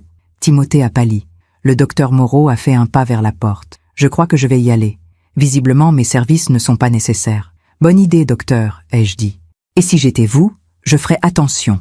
Établir un faux certificat médical, c'est un délit. Vous pourriez perdre votre licence. Il est sorti sans un mot. Timothée et moi sommes restés seuls. Il me regardait, les mâchoires serrées, les poings fermés. Vous avez tout gâché. Gâché quoi? Votre petit plan pour me voler? Je ne voulais pas vous voler. Je voulais juste emprunter, le temps de régler mes affaires. Emprunter? En me faisant déclarer incapable? En prenant le contrôle de mes comptes? En vendant ma maison sans mon accord? C'était pour Mathilde, pour qu'elle ne perde pas tout. Mathilde n'a rien à perdre. C'est vous qui avez tout perdu. Par cupidité, par bêtise. Il s'est avancé vers moi. Je n'ai pas reculé. Vous ne comprenez pas. J'ai des créanciers, des gens dangereux. Si je ne rembourse pas, ce n'est pas mon problème. Vous avez fait vos choix. Assumez-les. Apolline, s'il vous plaît. Je vous en supplie. Signez juste une procuration temporaire. Le temps que je vende quelques actions. Que je rembourse mes dettes. Après, je vous laisse tranquille. Non, non, non, je ne signerai rien. Jamais. Vous pouvez supplier, menacer, mentir. Je ne céderai pas. Il m'a regardé, et j'ai vu dans ses yeux le moment exact où il a compris. Il avait perdu. Très bien. Il a pris sa veste. Très bien. Vous avez gagné, Apolline. Mais ne comptez plus sur Mathilde, parce que je vais tout lui dire. Je vais lui dire que c'est vous qui refusez de nous aider, que c'est vous qui préférez votre argent à votre propre fille. Mathilde sait déjà tout. Il s'est figé. Quoi? Je lui ai parlé. Il y a 3 jours. Elle sait ce que vous essayez de faire, et elle sait que vous l'avez manipulée. Vous lui avez parlé? Oui. Et maintenant, c'est elle qui doit choisir, entre vous et moi. Il est devenu livide. Si elle me quitte, je n'aurai plus rien. Plus rien. Alors peut-être que vous auriez dû y penser avant. Il est parti sans un mot. J'ai fermé la porte derrière lui, et je me suis effondrée sur le canapé. Mes jambes tremblaient. Mon cœur battait à tout rompre. J'avais gagné. Mais à quel prix? Le soir même, Mathilde m'a appelée. Elle pleurait. « Maman, Timothée vient de partir. Il a pris ses affaires. Il a dit qu'il me quittait. Oh, ma chérie, il a dit que c'était ma faute. que j'avais tout gâché, que je l'avais trahi. Mathilde, écoute-moi, ce n'est pas ta faute. Tu as fait ce qui était juste, mais j'ai tout perdu, maman. Mon mari, mon appartement, tout. Non, tu n'as pas tout perdu. Tu m'as, et tu as ta dignité. Elle a sangloté. Est-ce que je peux venir? S'il te plaît. Je ne veux pas rester seule ce soir. Bien sûr, ma chérie. Viens, je t'attends. 1 heure plus tard, Mathilde est arrivée. Elle avait les yeux rouges, les cheveux défaits. Elle portait un simple jean et un pull. Je l'ai serrée dans mes bras. Viens, je vais te préparer ta chambre. Nous sommes montés à l'étage. J'ai ouvert la porte de son ancienne chambre. Tout était resté comme avant. Son lit, ses livres, ses affiches au mur. Elle s'est assise sur le lit. Elle a regardé autour d'elle. Je me souviens de cette chambre. J'y ai passé toute mon enfance. Tu peux y rester aussi longtemps que tu veux. Elle a levé les yeux vers moi. Maman, je suis désolée. Pour tout, pour ne pas t'avoir défendu, pour avoir laissé Timothée. Je me suis assise à côté d'elle. Chut, c'est fini maintenant. Je ne sais pas comment j'ai pu être aussi aveugle. L'amour rend aveugle. C'est normal. Mais tu as vu, toi, tu as vu qui il était vraiment. Parce que j'étais à l'extérieur. Toi, tu étais à l'intérieur. C'est toujours plus difficile de voir quand on est trop proche. Elle est restée chez moi cette nuit-là, et la nuit suivante, et celle d'après. Petit à petit, elle reprenait des couleurs. Elle retournait au cabinet d'avocat, elle voyait ses amis, elle recommençait à sourire, mais je savais qu'elle souffrait encore. 2 semaines plus tard, j'ai reçu une lettre, de Timothée. Une lettre manuscrite, longue. Il s'excusait. Il disait qu'il avait eu tort, qu'il regrettait. Il demandait à Mathilde de lui pardonner, de lui donner une seconde chance. Je t'aime, Mathilde. Je sais que j'ai fait des erreurs, mais je peux changer. Donne-moi une chance de te le prouver. Mathilde a lu la lettre, en silence, puis elle l'a posée sur la table. Qu'est-ce que tu en penses, maman? Ce que j'en pense n'a pas d'importance. C'est ta vie, c'est ton choix. Mais toi, tu lui pardonnerais? J'ai réfléchi. Non, parce que pardonner, ce n'est pas oublier. Et ce que Timothée a essayé de faire, ce n'était pas une erreur, c'était un choix calculé, délibéré. Tu crois qu'il peut changer? Je ne sais pas, peut-être. Mais est-ce que tu es prête à prendre ce risque? Elle a regardé la lettre, longtemps. Puis elle l'a pliée. Non, je ne suis pas prête. Le lendemain, Mathilde a demandé le divorce. Elle a contacté un avocat. Elle a lancé la procédure. Timothée a essayé de la contacter, par téléphone, par message, par email. Mais elle ne répondait pas. 1 mois plus tard, Mathilde a reçu une notification de la banque. L'appartement qu'elle partageait avec Timothée avait été saisi. Il n'avait pas payé les traites depuis 6 mois. Tout était perdu. Mathilde est venue me voir, la lettre à la main. « Maman, je n'ai plus rien. Plus d'appartement, plus d'économie, plus rien. Je l'ai prise dans mes bras. Tu as moi. Tu as cette maison. Et ça, personne ne pourra te l'enlever. » Elle a pleuré. Mais cette fois, ce n'était pas des larmes de désespoir, c'était des larmes de soulagement. Ce soir-là, nous avons dîné ensemble, dans la cuisine, comme avant. Mathilde a préparé une omelette. J'ai fait une salade. Nous avons mangé en silence. Un silence paisible, réconfortant. Et pour la première fois depuis des mois, j'ai senti que ma maison était redevenue un foyer. Mais je savais que ce n'était pas fini. Timothée avait perdu sa femme, son appartement, sa vie. Et les hommes acculés sont souvent les plus dangereux. Je ne savais pas encore ce qui allait se passer. Mais je sentais que le pire était peut-être à venir. Je me demande encore si j'ai fait le bon choix en confrontant Timothée. Peut-être aurais-je dû porter plainte directement. Peut-être aurais-je dû être plus prudente. Et vous? Qu'auriez-vous fait à ma place? Les semaines qui ont suivi ont été étranges. Mathilde vivait avec moi. Elle avait repris son travail au cabinet. Elle reconstruisait sa vie, lentement, doucement. Et moi, je pensais que c'était fini, que Timothée avait compris, qu'il avait accepté sa défaite. Mais j'avais tort. 2 mois après notre confrontation, j'ai commencé à remarquer des choses, des petites choses, insignifiantes en apparence, des appels anonymes, la nuit, à 3 heures du matin. Quand je décrochais, personne ne répondait. Des lettres sans expéditeur, glissées dans ma boîte aux lettres, des lettres vides, juste une feuille blanche. Une fois, en rentrant de mes courses, j'ai trouvé la porte du jardin ouverte. Je l'avais fermée pourtant, j'en étais certaine. Au début, j'ai pensé que c'était le hasard, le vent, mon imagination. Mais Mathilde aussi avait remarqué. « Maman, tu as vu? Quelqu'un a fouillé dans la boîte aux lettres. Les courriers sont tous mélangés. Tu es sûre? » « Oui, je les avais rangés hier soir. Maintenant, ils sont en désordre. Nous nous sommes regardés. et nous avons compris en même temps. Timothée. Un soir, en rentrant du travail, Mathilde a reçu un message. Un numéro inconnu. « Tu crois que tu peux tout recommencer? Tu crois que je vais te laisser tranquille ?» Elle m'a montré le message. Ses mains tremblaient. « C'est lui? C'est forcément lui? Bloque ce numéro. » Je l'ai déjà fait, mais il en utilise d'autres. Il m'a envoyé 15 messages aujourd'hui, de numéros différents. 15? Oui, des menaces, des insultes. Il dit que c'est ma faute si sa vie est détruite, que je vais le payer. J'ai pris son téléphone, j'ai lu les messages. Ils étaient violents, haineux. Tu m'as tout pris, tu vas voir ce que ça fait de tout perdre. Ta mère et toi, vous allez regretter. Je vais récupérer ce qui m'appartient. Mon sang s'est glacé. Le lendemain, j'ai appelé Maître Roussel. Maître, Timothée harcèle Mathilde. Il lui envoie des messages menaçants. Il vient rôder autour de la maison. Vous avez des preuves? Oui, les messages et les appels anonymes. Parfait. Allez porter plainte, immédiatement, pour harcèlement.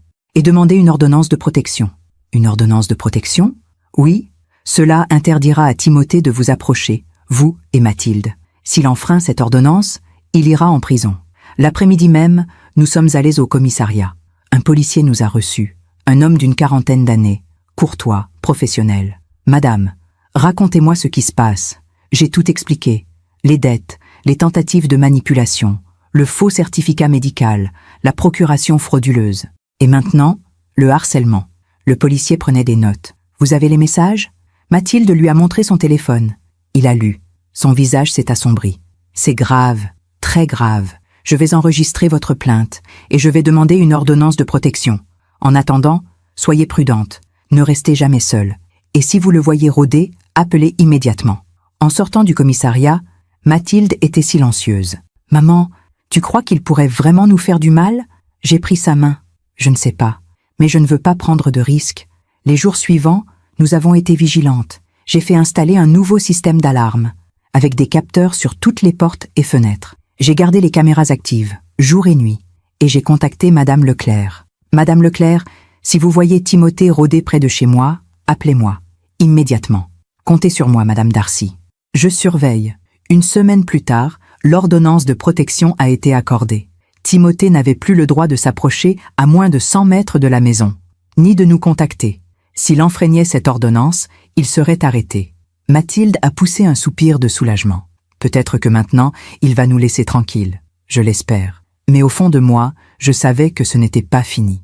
2 semaines après l'ordonnance, j'ai reçu un appel de la banque. « Madame Darcy, ici Monsieur Renaud, de la Banque nationale. Je vous appelle au sujet d'une demande de prêt qui a été faite en votre nom. » Un prêt? Je n'ai demandé aucun prêt. C'est bien ce que je pensais. Quelqu'un a essayé d'obtenir un crédit de 50 000 € en utilisant votre identité. Heureusement, nous avons détecté l'anomalie. Mais je voulais vous prévenir. Quelqu'un a essayé d'usurper mon identité? Oui, je vous conseille de porter plainte. Et de surveiller vos comptes de prêt. J'ai raccroché. Timothée. Encore lui.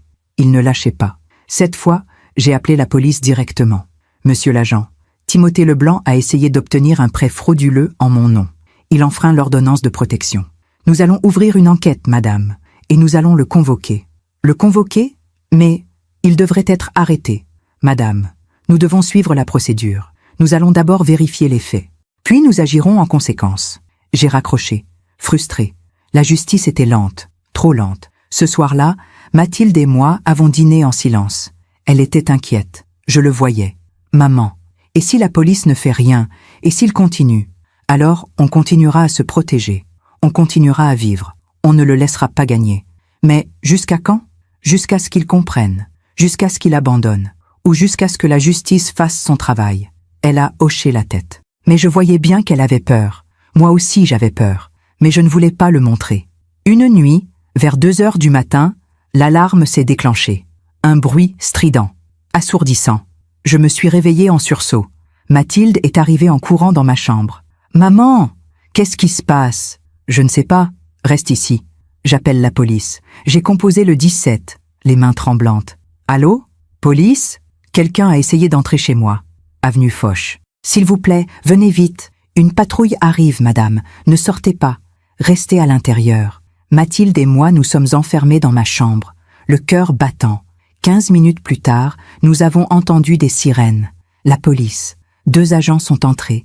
Ils ont inspecté la maison, le jardin, les portes, les fenêtres. Madame, quelqu'un a essayé de forcer la porte du jardin, mais l'alarme l'a fait fuir. Vous avez vu quelqu'un? Non. Il était déjà parti quand nous sommes arrivés. Mais regardez, il m'a montré quelque chose par terre, près de la porte, un morceau de tissu, déchiré, accroché au portail. On va analyser ça. Peut-être qu'on pourra identifier la personne. Le lendemain matin, j'ai reçu un appel de la police. Madame Darcy, nous avons identifié l'ADN sur le tissu. C'est bien Timothée Leblanc. Nous l'avons convoqué. Il doit se présenter au commissariat demain. Et s'il ne vient pas, alors nous irons le chercher. Timothée ne s'est pas présenté. 2 jours plus tard, la police est allée à son adresse. Mais il avait disparu. Son appartement était vide. Ses affaires parties. Personne ne savait où il était. Mathilde a paniqué. « Maman, il a disparu. Ça veut dire qu'il va revenir. Il va essayer quelque chose de pire. On ne sait pas. Peut-être qu'il a fui. Peut-être qu'il a quitté Paris. Ou peut-être qu'il se cache, en attendant le bon moment. Cette nuit-là, j'ai pris une décision. Je ne pouvais pas vivre dans la peur. Je ne pouvais pas laisser Timothée contrôler ma vie. Il fallait que je fasse quelque chose de définitif. Le lendemain matin, j'ai appelé Maître Roussel. « Maître, je veux modifier mon testament. » « Modifier ? Dans quel sens ? Je veux tout léguer à Mathilde. La maison, les comptes, tout. Mais avec une clause spéciale.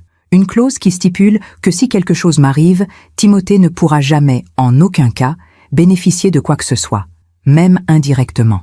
C'est une sage décision. Je vais préparer les documents. 3 jours plus tard, je suis allé chez le notaire. J'ai signé le Nouveau Testament, en présence de témoins, en toute légalité. Maintenant, même si Timothée essayait de me faire du mal, il ne gagnerait rien, rien du tout. Ce soir-là, j'ai ressenti quelque chose d'étrange, une paix, une sérénité. J'avais fait tout ce que je pouvais. J'avais protégé ma fille, j'avais protégé mon patrimoine. Maintenant, il ne me restait plus qu'à attendre. Attendre que la justice fasse son travail. Attendre que Timothée comprenne qu'il avait perdu. Définitivement. Mathilde est venue me voir dans le salon. Elle s'est assise à côté de moi. « Maman, merci. Pourquoi tu me remercies? Pour tout. Pour m'avoir ouvert les yeux. Pour m'avoir accueilli. Pour m'avoir protégée. Tu es ma fille. C'est normal. » Non, ce n'est pas normal. Beaucoup de mères auraient refusé de m'aider après ce que j'ai fait. Après t'avoir trahi. Tu ne m'as pas trahi, Mathilde. Tu as été manipulée. C'est différent. Elle a posé sa tête sur mon épaule. « Je t'aime, maman. Je t'aime aussi, ma chérie. » Cette nuit-là, j'ai repensé à tout ce qui s'était passé. Aux mensonges, aux manipulations, aux menaces. Et j'ai compris quelque chose. La justice ne viendrait peut-être pas de la police. Elle ne viendrait peut-être pas des tribunaux. Elle viendrait du temps. Le temps qui finit toujours par révéler la vérité. Le temps qui finit toujours par rendre à chacun ce qu'il mérite. Et j'avais confiance. Confiance que Timothée finirait par payer pour ce qu'il avait fait.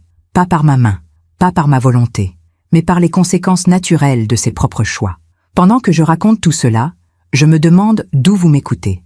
Écrivez le nom de votre ville en commentaire. Cela me ferait du bien de savoir que je ne suis pas seule dans cette histoire. 6 mois ont passé. 6 mois sans nouvelles de Timothée. La police le cherchait toujours, mais il semblait avoir disparu. Mathilde et moi avions repris une vie normale. Ou presque. Elle travaillait. Je m'occupais de mon jardin. Nous dînions ensemble le soir. Et lentement, la peur s'est dissipée. Un matin de printemps, j'étais dans le jardin en train de planter des pivoines. Le soleil brillait, les oiseaux chantaient. Tout était paisible. Madame Leclerc est apparue à la clôture. « Bonjour, Madame Darcy. »« Bonjour, Madame Leclerc. Comment allez-vous ? » ?»« Très bien. Et vous ? Vous avez l'air en pleine forme. »« Je vais bien. Enfin, mieux qu'avant. » Elle a souri. « Vous savez, j'ai pensé à vous l'autre jour. Je me suis dit, cette femme a traversé une épreuve terrible, mais elle est toujours debout. C'est admirable. Merci. Votre soutien m'a beaucoup aidé. C'est normal. Les voisins, c'est fait pour s'entraider. Nous avons parlé quelques minutes. De tout et de rien. Du printemps, des roses, de la vie. Puis elle est repartie. Cet après-midi-là, Mathilde est rentrée du travail plus tôt que d'habitude. Elle avait l'air étrange, troublée. « Maman, j'ai reçu un appel aujourd'hui. »« Un appel ? De qui ? » ?»« De l'hôpital Saint-Louis. » Mon cœur s'est serré. « L'hôpital ? » ?»« Oui. Ils m'ont appelé parce que Timothée est là-bas. J'ai posé mon arrosoir. »« Timothée ? À l'hôpital ? » ?»« Oui. Il a été admis il y a 3 jours, en soins intensifs. » « Qu'est-ce qui lui est arrivé ?» Elle a hésité. « Il a fait une tentative de suicide. Le silence est tombé. Je me suis assise sur le banc du jardin. Mes jambes ne me portèrent plus. Une tentative de suicide? Oui, il a avalé des médicaments. Beaucoup de médicaments. Un voisin l'a trouvé inconscient dans son appartement. Mais je croyais qu'il avait disparu. Il s'était caché, dans un studio minable, dans le 19e arrondissement. Apparemment, il vivait là depuis des mois. Mon Dieu, Mathilde s'est assise à côté de moi. L'infirmière m'a dit qu'il voulait me voir. Il a demandé après moi. Et toi, tu veux le voir? Elle a regardé le ciel. Je ne sais pas. Une partie de moi a envie de le voir, de comprendre. Mais une autre partie a peur. Oui, j'ai pris sa main. Mathilde, quoi que tu décides, je te soutiendrai. Si tu veux y aller, j'irai avec toi. Si tu ne veux pas, je comprendrai. Elle a réfléchi longtemps. Puis elle a dit, je veux y aller. Je veux le voir. Une dernière fois. Le lendemain matin, nous sommes allés à l'hôpital Saint-Louis. Un grand bâtiment moderne, des couloirs blancs, l'odeur de désinfectant. Une infirmière nous a accueillis. Vous êtes la famille de Monsieur Leblanc? Oui, je suis son épouse. Enfin, son ex-épouse. Il est en chambre 312, mais je dois vous prévenir, il est très faible, très diminué. Nous avons pris l'ascenseur jusqu'au 3e étage. Mathilde tremblait. Je tenais sa main fermement. Quand nous sommes entrés dans la chambre, j'ai eu un choc. Timothée était méconnaissable. Il avait maigri, énormément. Ses joues étaient creusées, ses yeux enfoncés. Ses cheveux, autrefois si soignés, étaient longs et gras. Il était allongé sur le lit, relié à des tubes, à des machines. Il a tourné la tête vers nous. Mathilde, sa voix était faible, rauque. Mathilde s'est approchée, lentement. Timothée, tu es venu? Oui. Il a fermé les yeux. Des larmes ont coulé sur ses joues. Je suis désolée. Je suis tellement désolée. Mathilde ne disait rien. Elle le regardait. J'ai tout gâché. Tout perdu. Tout. Oui, tu as tout gâché. Il a ouvert les yeux. Je sais que je ne mérite pas ton pardon, ni celui de ta mère, mais je voulais que tu saches que je regrette. Vraiment. Mathilde a hoché la tête. Qu'est-ce qui s'est passé, Timothée? Comment tu en es arrivé là? Il a regardé le plafond.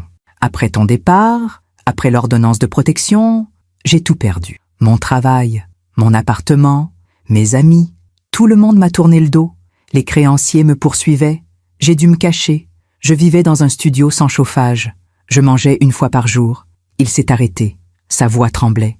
Et puis un soir, j'ai réalisé ce que j'avais fait, ce que j'étais devenu. Un monstre, un homme qui avait essayé de voler sa belle-mère, de manipuler sa femme, de détruire sa propre famille pour de l'argent. Il a fermé les yeux à nouveau. Et je n'ai plus supporté. Je n'ai plus supporté de vivre avec ça. Alors j'ai avalé tout ce que j'avais, tous les médicaments. Je voulais juste disparaître. Mathilde s'est assise sur la chaise à côté du lit. Timothée, pourquoi tu as fait tout ça? Pourquoi tu as menti? Pourquoi tu nous as manipulés? Parce que j'avais peur. Peur de perdre. Peur d'échouer. J'ai grandi dans une famille pauvre. Mon père était alcoolique. Ma mère travaillait jour et nuit pour nous nourrir. J'ai toujours juré que je ne serais jamais comme eux, que je réussirais, que j'aurais de l'argent, du respect. Il a toussé. L'infirmière est entrée, a vérifié les machines, puis est repartie. Et quand j'ai perdu cet argent à la banque, quand j'ai compris que j'allais tout perdre, je suis devenu fou. J'ai pensé que si je pouvais juste récupérer un peu d'argent, juste assez pour rembourser mes dettes, tout redeviendrait normal. Mais ce n'était pas ton argent, Timothée. C'était celui de ma mère. Je sais, mais à ce moment-là, je ne voyais plus rien. Je ne pensais qu'à sauver ma peau. Je suis restée en retrait. J'écoutais. Et malgré tout ce qu'il avait fait, malgré toute la douleur qu'il nous avait causée, j'ai ressenti quelque chose d'inattendu. De la pitié. Pas du pardon. Pas encore. Mais de la pitié. Parce que l'homme qui était allongé dans ce lit n'était plus le Timothée charmant et manipulateur que j'avais connu. C'était un homme brisé, détruit par ses propres choix. Mathilde s'est levée. Timothée, je ne peux pas te pardonner. Pas maintenant. Peut-être jamais.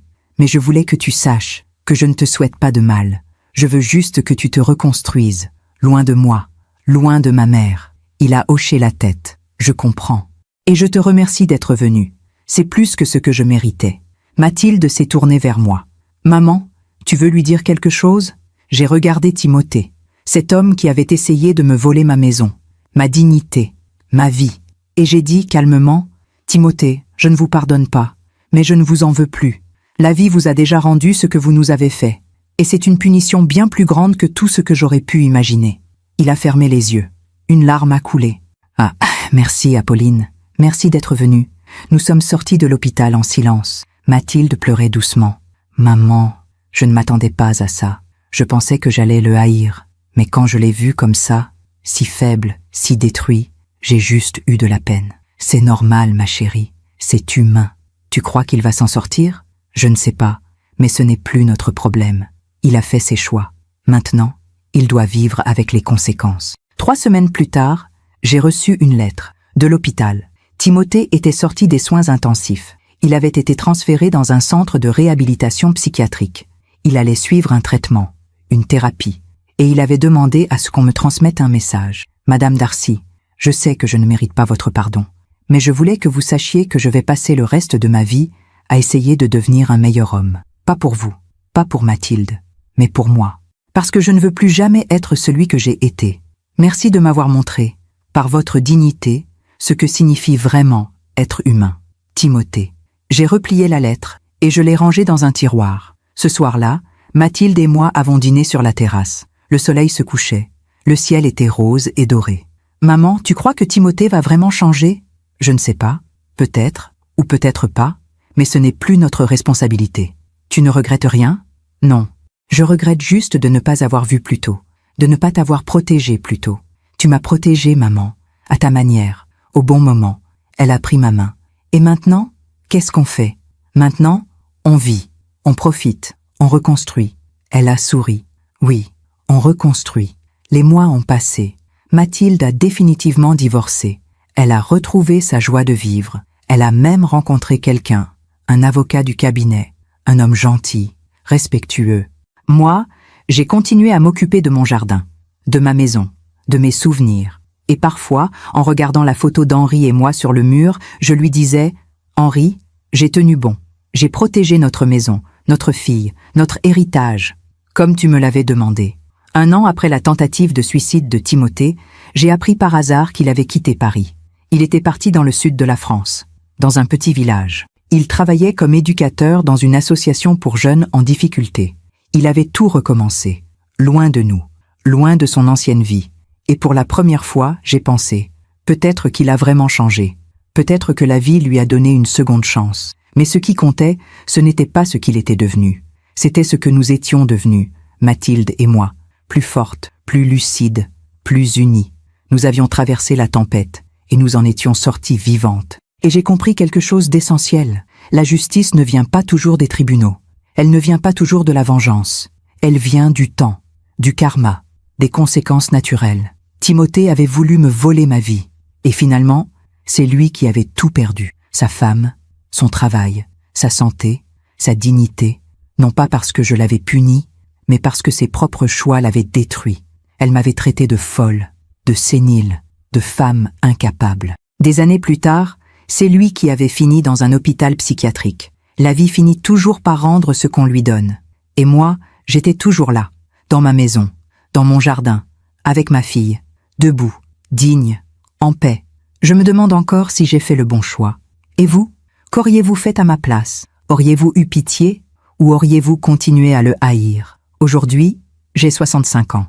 3 ans se sont écoulés depuis cette nuit où j'ai installé des caméras dans ma propre maison. 3 ans depuis que j'ai découvert la vérité sur Timothée. Et 3 ans depuis que j'ai choisi de me battre plutôt que de me soumettre. Je suis assise dans mon jardin, sur ce même banc où Henri et moi passions nos soirées d'été. Les pivoines sont en fleurs, roses, blanches, parfaites. Le soleil décline doucement.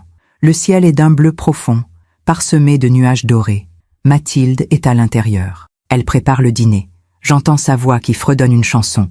Et pour la première fois depuis longtemps, je me sens légère. Cette histoire, je l'ai gardée pour moi pendant longtemps.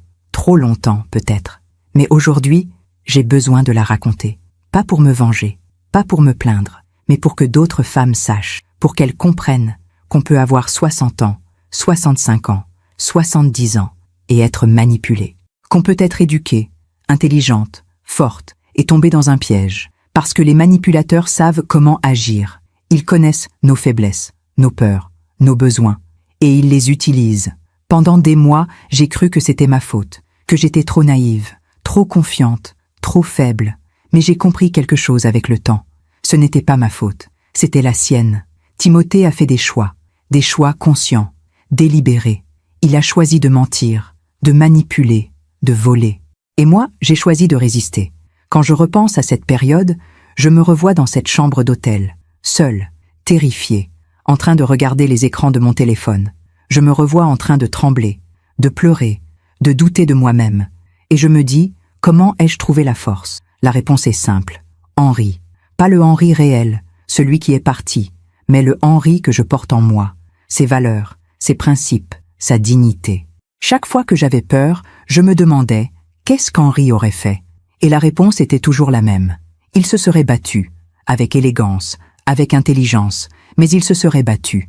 Mathilde sort sur la terrasse. Elle porte un plateau avec 2 tasses de thé. « Maman, tu rêvasses ?» Je souris. « Oui, je pensais à tout ce qui s'est passé. » Elle s'assoit à côté de moi. Elle me tend une tasse. « Tu sais, parfois je me demande ce qui serait arrivé si tu n'avais rien fait. Si tu avais signé ces documents. Nous aurions tout perdu. La maison, l'argent, notre dignité. Et moi, j'aurais vécu toute ma vie avec un homme qui ne m'aimait pas vraiment, qui m'utilisait. Oui, elle boit une gorgée de thé. Merci maman, merci de m'avoir sauvée, même si je ne voulais pas être sauvée à ce moment-là. Tu te serais sauvée toi-même, un jour, j'en suis certaine, peut-être. Mais tu m'as évité des années de souffrance. Je prends sa main, c'est ce que font les mères. Elles protègent, même quand c'est difficile, même quand ça fait mal. Ces dernières années, j'ai beaucoup réfléchi à la vie, à l'amour, à la famille. Et j'ai compris que la famille n'est pas toujours un refuge. Parfois, c'est un champ de bataille.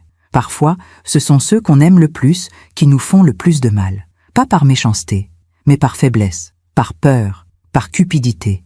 Timothée n'était pas un monstre, c'était un homme faible, un homme qui avait peur de perdre, un homme qui avait fait de mauvais choix. Et ces choix ont détruit sa vie. Pas moi, pas Mathilde, pas la police. Ses propres choix. C'est ça le karma. C'est ça la justice naturelle. On finit toujours par payer pour ce qu'on a fait. Pas tout de suite, pas de manière spectaculaire. Mais un jour, la vie vous présente l'addition. Et il faut payer. J'ai appris d'autres choses aussi. J'ai appris que le silence n'est pas toujours de l'or. Parfois, le silence est une prison.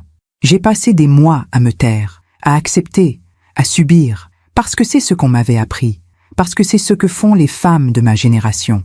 On garde la paix, on évite les conflits, on se sacrifie, mais à quel prix?